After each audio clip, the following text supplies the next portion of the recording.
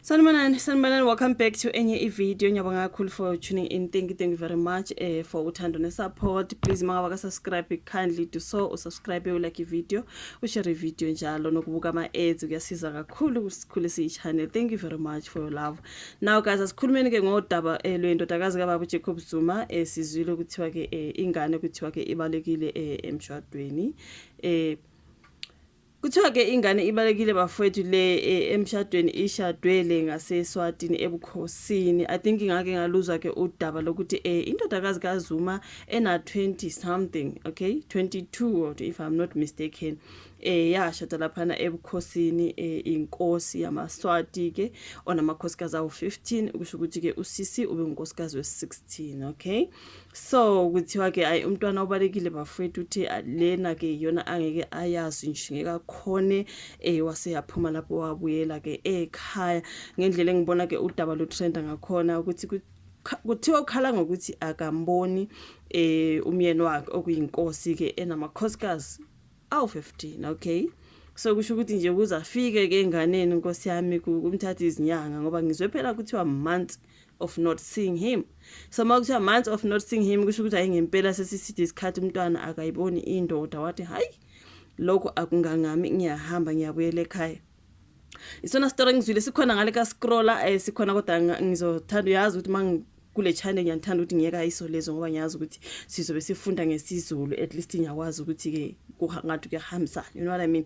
So kubikwa ukuthi ke ubuyele ekhaya uNomcebo Zuma ona 22 oyindodakazi yalo wayengumengameli wakulelo uJacob Zuma ongumalokazana omncane wenkosi uMswati wesithathu, okay. So ke ngokubika ke kwephephandaba laseSwatini iThe Swaziland News, inkosi uMswati uthumele ithimba ekhwele enkandla ukuba ke kubhungwe ngalolu daba ke ngizwile ukuthi ngathi sokuyeka wathunyelwa ke abantu ukuthi abalandele ingane isibalekile ngale ngasemshadweni wathi hayi ngizothi ngihlaleleni.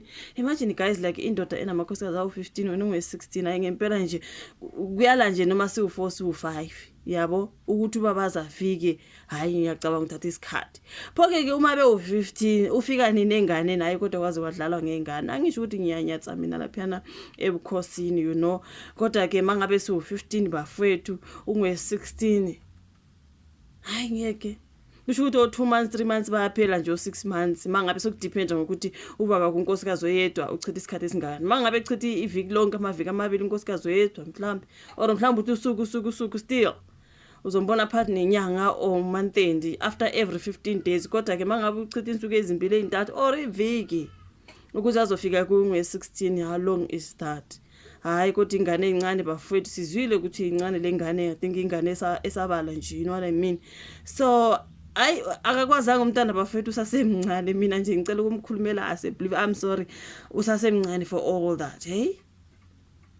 No, like really njengoba ebalekile nje mina angimblame umntwana mncane bafowethu njalo asinyazi asisho ukuthi why ebukhosini, why inkosi namakhosikazi 15, why no. All I'm saying kodwa umntana sasemncane ngathi bekufuna ke umama osevuthiwe lokho ozoyimela indaba ozoyimela yonke le nto, you know.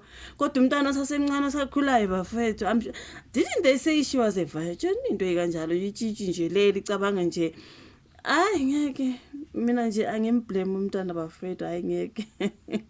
Kuthiwa ke uNdlunkulu lo ukhala ngendlala yezinyanga engamubona umyeni wakhe kuyinto emdikibalisile. Now kuthiwa ke leli thimba linezinsuku lafika kodwa alitholi indlebe kunxamalala. Kuthiwa ke ukubeke kwacaca ukuthi wayengahambisana nalomshado kwasekuqaleni. Ngizwile indaba yokuthi wabuzuma ukuthi wayengayihambisani nayo le ndaba yemshado wengane yakhe enkosini yamaSwati kwasekuqaleni nje. So mase bebuyela beyoncenga ukuthi umntwana akabuye babuzuma wathi kwasekuqaleni ngangingafuni, yabo. Wagcina evumile ngoba ke indodakazi yakhe ingezwa mshini, right. Kungusiko ke lwamaSwati ukuthi abasemzini bathumela abantu ekhweni uma kumuka umakoti kuxoxiswane anxuswe ukuba kabuyele ekhaya. So leli phepha ke lixhumane nomnumzana uPercy Simelane okhulumela inkosi wababaza isimanga ethi akayazi le abuzwa yona, futhi ke ioffice lakhe liphawula kuphela ngezindaba ezithinta inkosi ngomsebenzi wayo hayi izindaba zayo zangasese. So ke wathi angikwazi lokho kodwa ke futhi ngokwemigomo yomsebenzi wami angixhumani angixhume ezindabeni zenkosi zangasese. Ngike ngabona laphana ka MDN News benodaba olufanayo abantu becommentile bethi hayi the child was very young angeke khona nje ukuthi ingane ayihlale months and months ingaboni umyeni wayo usasemncane umntwana bafethu. Abantu abaningi bayazwelana naye ingane ngizwe laphana ka MDN News nje bebhale ngesilungu bethi Jacob Zuma's daughter leaves King Mswati citing months without seeing him. Nomcebo Zuma, the 22-year-old daughter of former South African President Jacob Zuma, has reportedly left her polygamous marriage to King Mswati, the absolute monarch of Eswatini. Now, according to Swaziland News, Nomcebo cited months without seeing her husband as the reason for her departure from the royal household, where she was the king's 16th wife. Ngizoskipha ke konke lokho ngoba vele sisikhulumile ngakho. So kuthiwa ke the delegation's visit to the Zuma homestead njengoba sizwile ukuthi kuthiwa sebethunyeliwe abantu. Now the delegation's visit to the Zuma homestead underscores the cultural and diplomatic weight of the union, which has been seen as a bridge between Eswatini and South Africa's influential Zulu community. Now, as for now, neither the Zuma family nor the Eswatini Royal Palace has issued an official statement about this matter. The situation continues now to spark debate about the dynamics of royal polygamy and its impact on personal and political relationships in the region. So, abantu baphawulile, let me see here, did they lie to her and say she'll be the only one? The men gets bathi bamqambela amanga yini umntwana bathi hayi nguwe wedwa sisi. Ubesazi ukuthi bawu15 waya ke kodwa mina ngazi mhlambe njengoba ukuthi babuza wayengavumelana kwasekuqaleni umbani waphoqa ingane ukuthi ayiye lapha yayifuna yona manje mangabe yayifuna yona and then jiki usiyabaleka umntwana, you know what I mean, mhlambe wayicabanga ukuthi kulula uthe mayifika wathi hayi lena yona ngeke. Ukhona uthi good girl umZulu angempela ke lona Nomcebo, my girl has things to do and places to see.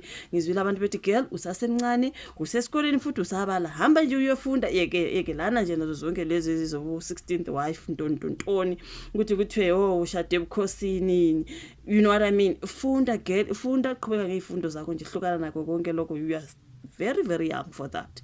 Abantu abaningi bebephawula ke besho kanjalo.